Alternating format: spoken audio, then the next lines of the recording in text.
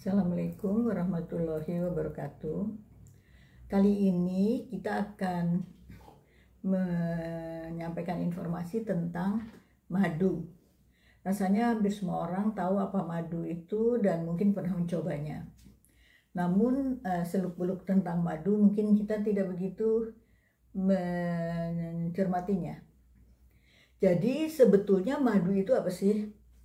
Madu itu adalah sebetulnya produksi dari lebah, ya. Dari apa lebah membuat madu? Lebah membuat madu itu dari yang namanya nektar, ya. Jadi kalau Anda itu kalau kita misalnya pagi-pagi pada saat bunga baru mekar, terus kemudian kadang-kadang kita suka cabut benang sari, kemudian kita isap, rasanya manis. Nah, itu namanya nektar. Jadi nektar itu adalah produksi tanaman yang rasanya manis, ya. Jadi nah kemudian kalau kita sedot dari bawah. Nah, di atas di benang sari itu kan ada di benang sari itu kan ada seperti serbuk-serbuk, ya, bintik-bintik serbuk-serbuk, itu disebut serbuk sari, gitu ya. Jadi lebah itu membuat madu itu dari nektar, ya. Jadi dari cairan manis yang diproduksi oleh tanaman, ya, gitu. Sedangkan serbuk sari adalah zat tepung yang juga dihasilkan oleh tanaman, gitu ya, dan merupakan sumber nutrisi dari lebah itu, ya. Jadi nektar itu sebetulnya kan adalah makanan dari sumber nutrisi dan makanan untuk lebah, dan juga berguna juga untuk menjadi makanan bagi manusia. Jadi lebah itu akan pergi ke bunga-bunga, kemudian lebah itu mempunyai seperti belalai gitu untuk menyedot nektar dari bunga-bunga. Jadi si lebah itu menyedot nektar dari bunga, kemudian di dalam tubuh dari lebah tersebut ada enzim, gitu ya. Ada enzim yang memecah nektar tersebut menjadi gula-gula sederhana, ya. Nektar itu kan rasanya manis. Kemudian nanti dipecah oleh enzim di dalam tubuh lebah menjadi menjadi glukosa dan fruktosa. Nah, tetapi glukosa di dalam madu itu kadarnya hanya rendah, sekitar kira-kira 30%. Sehingga karena yang bisa meningkatkan gula darah adalah glukosa, ya. Jadi fruktosa tidak bisa meningkatkan kadar gula darah, sehingga orang bilang kan orang diabetes boleh nggak sih minum madu? Boleh, gitu ya, karena glukosanya rendah, ya, hanya 30% dari keseluruhan beratnya, gitu ya. Nah, jadi si lebah itu dengan belalainya akan menyedot nektar dari bunga-bunga, ya, akan menyedot nektar dari bunga-bunga, kemudian dengan enzim di dalam tubuh lebah itu si nektar itu dirubah menjadi gula sederhana, kemudian dan juga kadar airnya menjadi lebih rendah, ya. Jadi diproses sambil si lebah itu terbang, itu nektar di dalam tubuhnya itu dikatakan bahwa ada namanya kalau ada ini madu, ya, kelenjar madu, ya,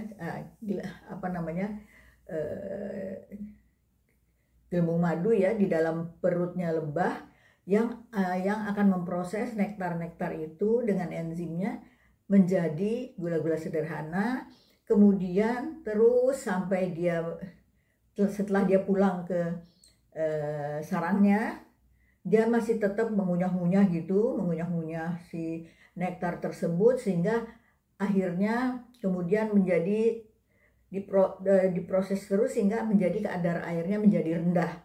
Si lebah itu kemudian menggerakkan menggerakkan sayap-sayapnya di dalam di dalam sarang lebah sehingga kadar airnya menjadi lebih rendah gitu ya. Nah, kemudian setelah kadar airnya cukup rendah, maka si madu tersebut, proses yang sudah menjadi madu tersebut disimpan di dalam sarang. Yang sarang itu yang bentuknya adalah segi 6 ya. Kita lihat bentuknya segi 6 heksagonal. Ya, semua kita tahu bahwa sarang madu itu bentuknya segi 6. Nah, itu terbuat dari lilin lebah ya. Lilin lebah itu dari mana datangnya ya? Kok bisa lebah itu bisa memproses nektar, kemudian bisa bikin sarang lebah yang segi 6 itu karena di dalam tubuh lebah ada kelenjar lilin di perutnya. Dari kelenjar lilin di perut itu dia membentuk sarang lebah yang segi 6. Jadi kalau kadar air dari madu itu sudah cukup rendah, maka akan disimpan di sarang. Nah, kemudian sarang itu akan ditutup ya. Akan ditutup, kemudian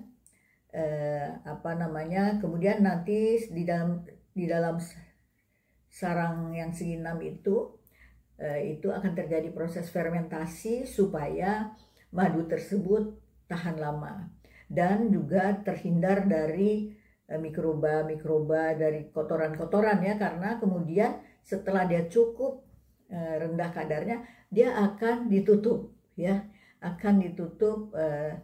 sarang itu segi 6 itu akan ditutup sehingga tidak tercemar dengan mikroba dan kotoran-kotoran tidak diinginkan ya. Jadi madu itu adalah sumber makanan yang sangat penting untuk lebah dan juga bermanfaat bagi manusia. Itu ya. Nah, itu tentang lebah ya.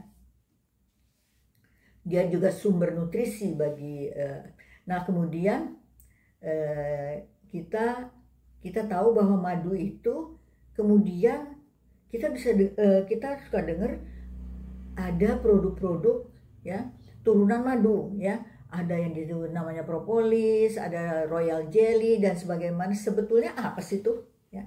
Jadi tadi yang kita tahu bahwa proses paling penting yang dilakukan oleh lebah adalah membuat madu dari nektar.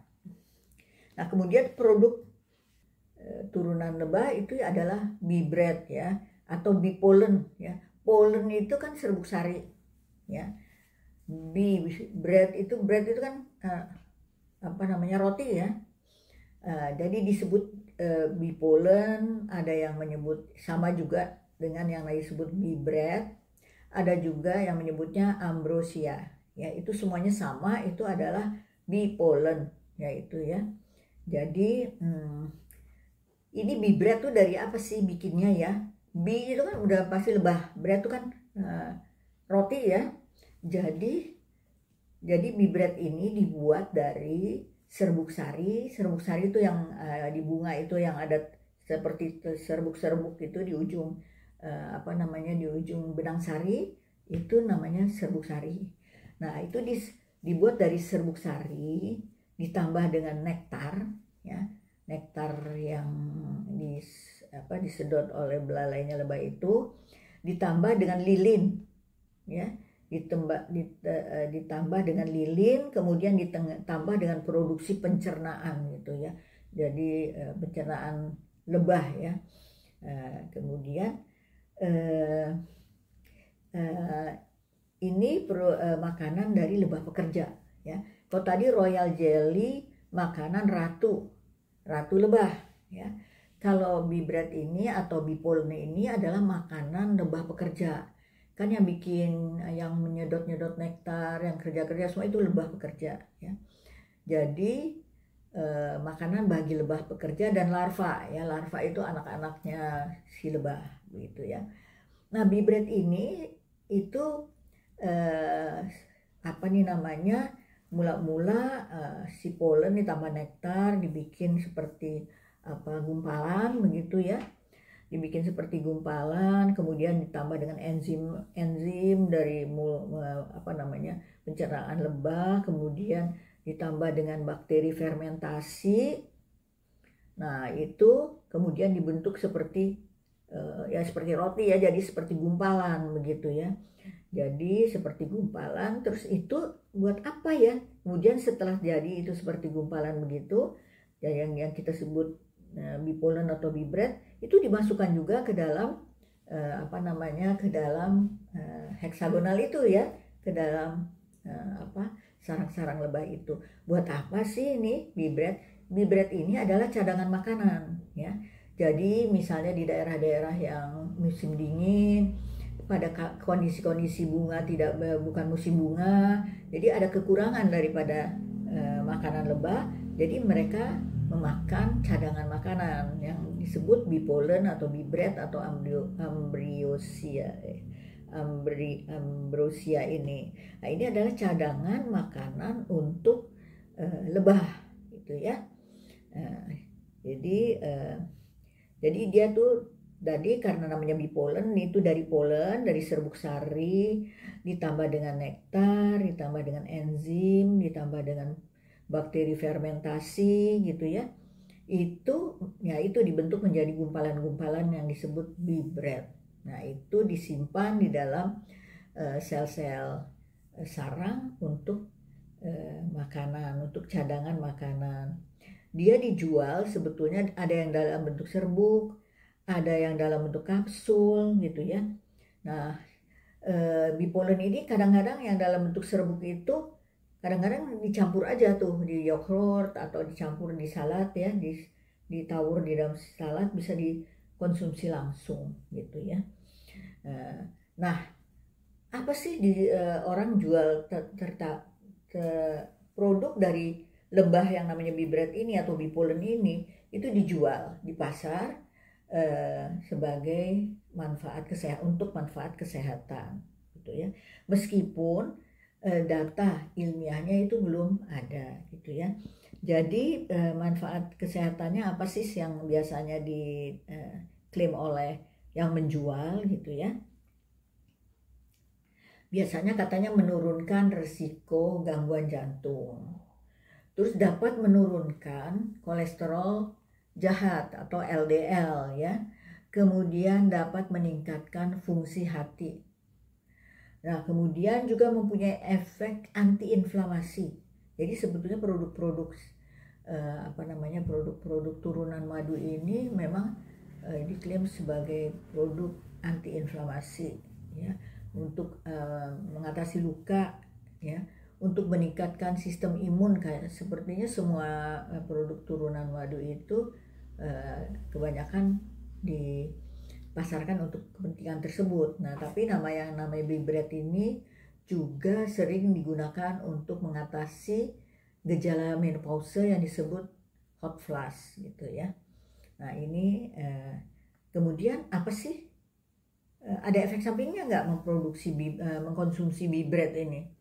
Efek sampingnya yang terang pasti alergi ya, pada orang-orang yang alergi terhadap serbuk sari, alergi terhadap bunga-bunga, yaitu jangan mengkonsumsi ini karena dia bisa menjadi menjadi bentol-bentol, kemudian bisa sampai menjadi sesak nafas, bahkan bisa sampai anafilaktik shock ya. Jadi bukan alergi yang sederhana gitu ya, bisa sampai alergi berat ya. Nah, bibred ini juga tidak dianjurkan untuk ibu hamil, ibu menyusui, dan juga untuk anak di bawah 1 tahun ya. Nah, bibred ini juga dikatakan dapat meningkatkan risiko perdarahan gitu ya, jika dia diberikan bersama dengan obat-obat yang bisa menimbulkan obat-obat anti pengenceran darah seperti misalnya warfarin begitu ya. Jadi kalau dikonsumsi bersama dengan obat-obat ini, dia bisa berinteraksi, bisa menimbulkan perdarahan. Yaitu kemudian ada lagi yang namanya madu zabrus ya. Mungkin ini lebih jarang didengar ya, madu zabrus. Madu zabrus itu apa sih ya? Nah, madu zabrus ini ada lapisan lilin juga nih, cuman lapisan lilin bagian atas dari sarang ya. Jadi biasanya sarang itu terakhir ditutup dengan lapisan lilin yang lebih keker gitu ya. Ini terdiri dari sama seperti yang lilin-lilin lainnya. Jadi dia dibuat dari lilin ditambah dengan propolis ya. Propolis itu kan lem lebah, kemudian ditambah dengan bipolen, ditambah dengan air liur lebah. Jadi dikunyah-kunyah sama si lebah gitu untuk menghasilkan madu zabrus ya, untuk sebagai lapisan lilin paling atas dari sarang ya. Jadi dia dipasarkan sebagai apa nih si madu ini, madu yang zabrus ini? Dia dipasarkan sebagai produk yang dapat mengatasi penyakit-penyakit infeksi, virus, infeksi bakteri. Nah, namun madu zabrus ini katanya tidak menimbulkan alergi. Ya, kemudian madu zabrus ini bisa dikonsumsi langsung ya, bisa dikunyah aja langsung gitu ya. Nah, dia kan bentuknya seperti lilin-lilin begitu ya.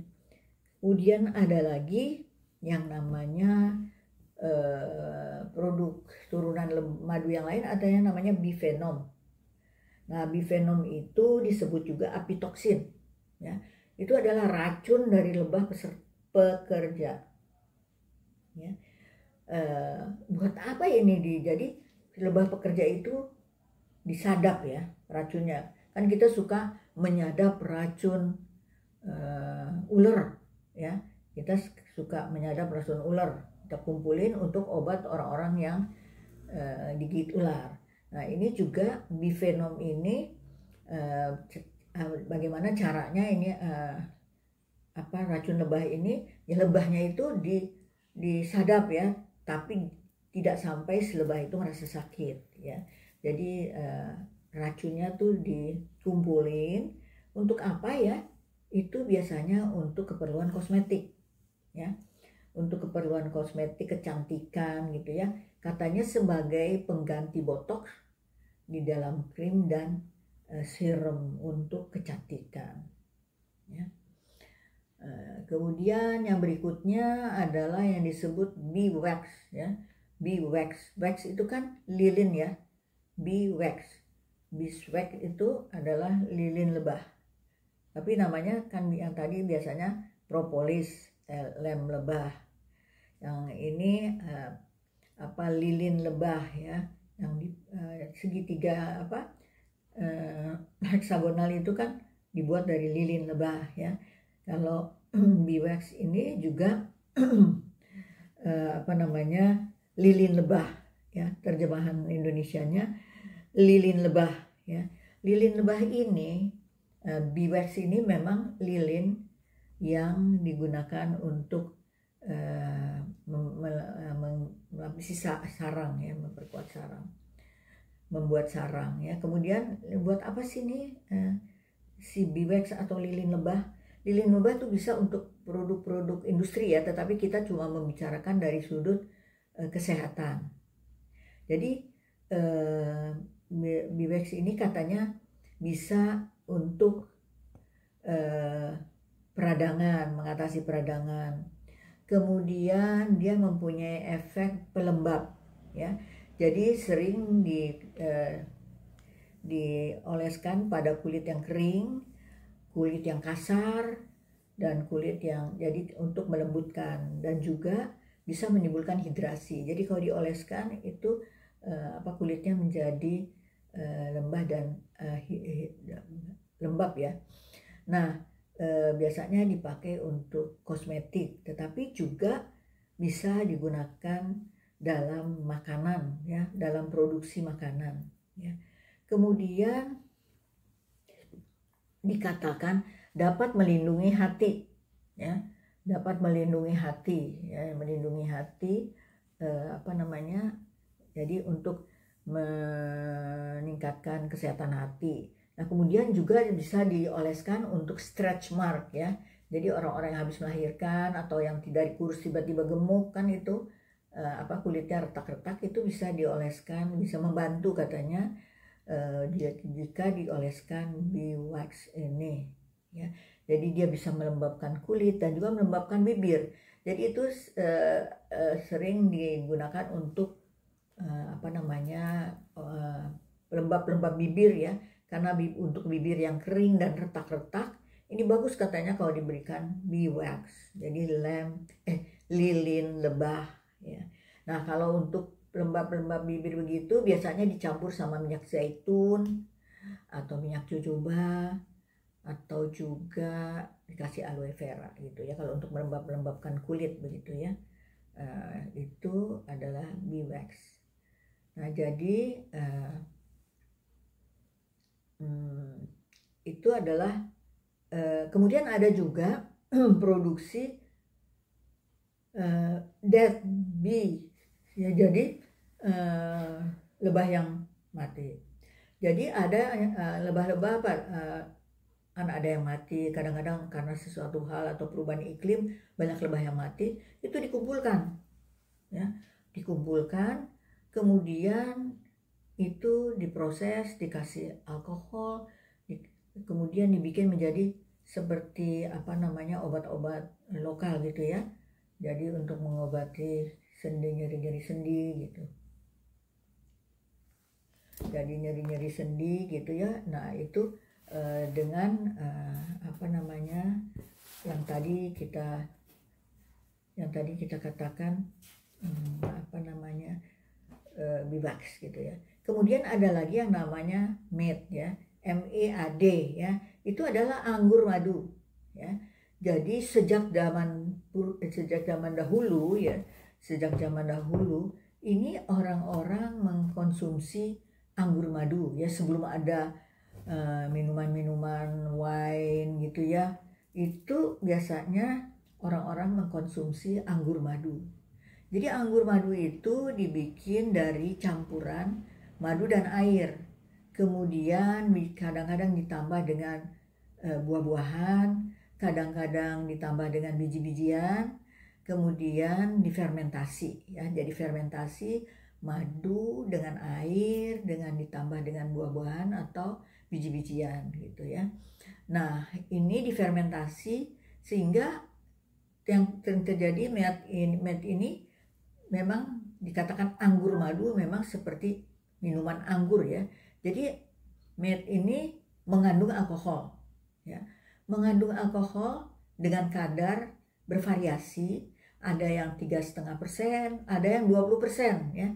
Sehingga mungkin untuk orang-orang yang tidak bisa minum minuman beralkohol, ini menjadi tidak halal ya gitu. Nah, si anggur madu ini ya digunakan seperti juga orang-orang meminum minuman beralkohol gitu ya, untuk senang-senang, untuk enak-enak gitu, dan juga katanya mengandung probiotik gitu ya. Jadi itu adalah produk-produk turunan madu ya. Jadi sekarang mungkin kita sudah mengerti gitu ya, kalau ditawarkan ini nih propolis nih bagus untuk kesehatan, atau ini beeswax bagus ini ya, jadi Anda sekarang sudah paham gitu ya. Ini propolis paling bagus atau royal jelly paling bagus ya, sebab sebetulnya yang paling produksi unggulan daripada lebah ini adalah madu ya. Nah, madu adalah dibuat dari nektar ya. Kemudian apa sih bedanya antara madu dengan royal jelly ya? Kan royal jelly itu makanan ratu ya. Kalau madu itu dibuat dari nektar ya. Jadi madu manis itu yang dari tanaman-tanaman bunga, yang rasa manis itu namanya nektar. Itu yang disedot dengan belalainya lebah, itu kemudian diproduksi menjadi madu ya. Jadi madu itu bahan dasarnya adalah nektar. Jadi nektar dari tanaman, cairan manis dari tanaman-tanaman bunga ya, biasanya ya dari benang sari bunga ya.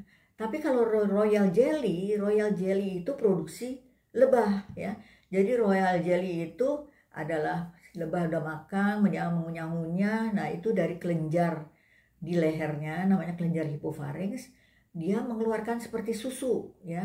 Jadi ibaratnya untuk binatang, untuk hewan lainnya adalah susu, namanya susu ratu ya. Cairannya itu juga berwarna putih ya sebetulnya ya. Jadi beda ya, kalau madu itu dibuat dari nektar, kalau royal jelly itu adalah produksi dari si lebah pekerja ya. Si lebah pekerja menghasilkan menghasilkan royal jelly. Demikian juga dengan lilin lebah ya. Lilin lebah itu di dalam perut lebah itu ada kelenjar lilin yang bikin, yaitu segi enam ya, sarang-sarang lebah dibikin dari lilin lebah. Namun tadi kita sudah tahu bahwa lilin itu ada bermacam-macam ya. Jadi ada lilin yang bikin segi enam, ada untuk memperkuat, ada penutup atas gitu ya. Jadi itu adalah produk-produk madu dan turunan madu gitu ya. Jadi nanti mungkin setelah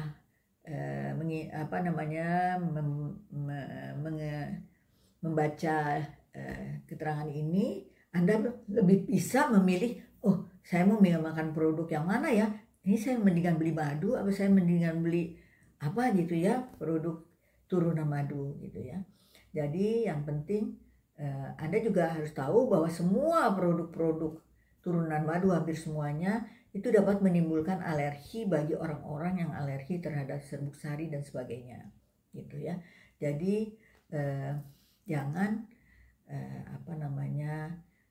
kalau alergi terhadap ini jangan, karena bisa timbul alergi berat mulai dari bentol-bentol, gatal-gatal, sampai bisa timbul anafilaktik shock ya. Jadi mungkin demikian yang bisa disampaikan tentang madu dan produk-produk turunan madu. Sekian penjelasan mengenai madu. Ada pertanyaan begitu, apakah madu dari lebah peliharaan sama nggak dengan madu hutan? Sebetulnya agak berbeda ya. Madunya sama tapi maksudnya dibuat oleh lebah, tapi memang lebahnya berbeda. Kalau lebah peliharaan itu kan lebahnya kecil-kecil ya, biasanya dipelihara di kotak-kotak oleh petani lebah ya. Lebah-lebah peliharaan itu biasanya adalah Apis cerana atau Apis trigona atau Apis indica atau Apis mellifera dan lain-lain ya. Jadi memang ada lebah peliharaan yang diternakan begitu ya. Lebahnya kecil-kecil, warnanya kuning-kuning kecoklatan. Nah kalau lebah hutan itu lebih besar ya. Lebah hutan lebih besar, bisa sampai 2,5 cm ya. Lebah hutan itu namanya Apis dorsata. Jadi spesiesnya memang beda. Yang kecil-kecil dan yang di hutan itu Apis dorsata, lebih besar. Madu yang dihasilkannya ya tidak terlalu banyak berbeda ya. Namun kalau madu dari hutan itu biasanya lebih gelap ya, lebih warnanya lebih gelap, lebih kehitaman, lebih kental ya. Kemudian juga kadang-kadang agak lebih pahit ya, karena pohon-pohon di hutan kan pohon-pohon besar ya, biasanya pohon-pohon kayu ya. Jadi kalau lebah, kita tahu bahwa lebah itu untuk mengentalkan, jadi lebah itu setelah dia menyedot nektar dari bunga, kemudian dicampur dengan enzim sambil dia berjalan terbang-terbang mencari bunga-bunga, itu sambil memproses memproses nektar yang sudah disedot oleh lebah tersebut, kemudian dicampur dengan enzim di dalam kantung lebah ya, di dalam kantung lebah, di dalam perut lebah itu. Nah itu sambil dikentalkan ya, enzim itu juga mengentalkan madu tersebut ya. Kemudian kalau sudah sampai di sarang, maka madu itu lebih dipekatkan lagi. Nah biasanya lebah itu mengepak-ngepakkan sayapnya untuk mengeringkan, jadi seperti mengipas-ngipas untuk mengeringkan madu tersebut. Nah, kalau sudah cukup kering maka dimasukkan ke dalam apa nih namanya, sarangnya heksagonal tersebut. Kemudian sarangnya kalau sudah cukup kental itu nanti akan ditutup dengan lilin lebah itu ya. Jadi memang kalau kita pikir Apis dorsata itu kan besar ya, jadi kalau dia mengepakkan sayapnya, wah itu lebih anginnya lebih besar ya. Jadi kalau dikipasin ibaratnya apa namanya, kipasnya lebih besar. Memang madu-madu hutan itu lebih kental ya, lebih pekat daripada madu ternak peliharaan. Warnanya biasanya lebih gelap, dan madu peternakan biasanya warnanya kuning kemasan ya, coklat kuning kemasan. Tapi sama-sama madu ya. Cuman demikian bahwa kalau madu di hutan biasanya lebahnya beda, spesiesnya namanya Apis dorsata. Kalau di peternakan ada banyak lebah-lebahnya ya, lebah-lebah peternakan. Kemudian juga gimana sih caranya kita membedakan madu asli atau madu palsu? Nah, itu memang agak sulit ya. Persoalannya dikatakan, ada yang mengatakan bahwa sebagian besar madu di pasaran itu palsu gitu ya. Ya, tapi tidak juga ya. Kalau Anda pergi ke peternakan, misalnya kalau di Jakarta kita bisa pergi ke peternakan lebah di Pramuka ya, di Cibubur, di peternakan lebah Pramuka, itu memang kita bisa lihat ya, banyak apa namanya, sarang-sarang kandang-kandangnya yang berupa kotak-kotak 4 segi yang di dalamnya ada sekat-sekat tempat lebah meletakkan sarang dan madunya ya. Itu pastinya tidak palsu ya. Saya sendiri pernah pergi ke peternakan lebah di Cibubur tersebut dan membeli lebah beserta dengan sarang-sarangnya ya. Jadi memang kalau kita mau tahu apakah ini asli atau palsu, ya kita harus beli di tempat yang bisa dipercaya begitu. Terus gimana sih caranya kita, ada nggak cara untuk kita membedakan begitu? Dikatakan bahwa madu asli ini lebih kental ya. Jadi kalau kita ambil segelas air, kemudian kita apa namanya, kita tumpahkan 1 sendok makan misalnya madu asli, maka madu asli itu akan menggumpal di bawah gitu ya, akan menggumpal di bawah. Tapi kalau madu palsu maka dia akan bercampur ya, jadi tidak terpisah menggumpal di bawah, tapi mulai apa namanya, bercampur dengan airnya. Nah, itu pertanda bahwa madu tersebut dicampur ya. Kemudian juga kalau kita pegang madu asli itu dia lebih kental begitu ya, lebih kental, dan tetapi dia tidak lengket di tangan ya. Jadi kalau kita pegang madu asli, madu itu tidak lengket di tangan ya, lebih tidak lengket di tangan ketimbang madu palsu. Kalau madu palsu terasa lengket seperti kita memegang apa namanya, larutan gula gitu ya. Kalau madu asli itu tidak lengket di tangan begitu. Juga katanya kalau misalnya kita taruh cuka juga bisa begitu, nanti kalau dituangkan madu asli dia tetap terpisah. Kalau madu palsu akan mudah larut ke sekitarnya begitu ya. Kemudian kalau kita makan madu asli itu rasa manisnya cepat hilang begitu ya. Namun kalau kita makan madu palsu maka akan terasa seperti kita masih ada rasa-rasa manis tertinggal, seperti kita makan gula gitu. Kemudian juga madu asli itu mestinya ada bau-bau alami ya gitu ya. Ada bau alami. Kalau madu palsu itu baunya tidak tercium bau alami ya. Tentunya itu bisa kita tahu kalau kita pernah memperbandingkan antara madu asli dan madu palsu ya. Tapi memang kalau kita cium, oh sepertinya ini bau-bau alam begitu ya. Jadi itu antara lain. Nah, bagaimana caranya supaya kita tidak tidak dapat kita beli tidak dapat madu palsu, ya memang sebaiknya kita membeli di tempat yang bisa dipercaya ya. Antara lain misalnya pergi ke tempat peternakan madu ya, kalau di Jakarta bisa pergi ke perkemahan Pramuka ya, ke tempat Pramuka di Cibubur ya, atau di tempat lain lagi ya, bukan hanya di situ, bisa di ke tempat lain lagi. Mungkin sekarang ini dengan banyak adanya medsos ya, kita bisa tanya sama Mbah Google ya, di mana sih jual madu asli gitu ya. Mungkin Mbah Google bisa memberi informasi kepada kita.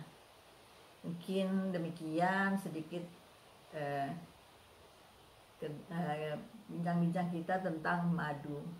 Terima kasih. Assalamualaikum warahmatullahi wabarakatuh.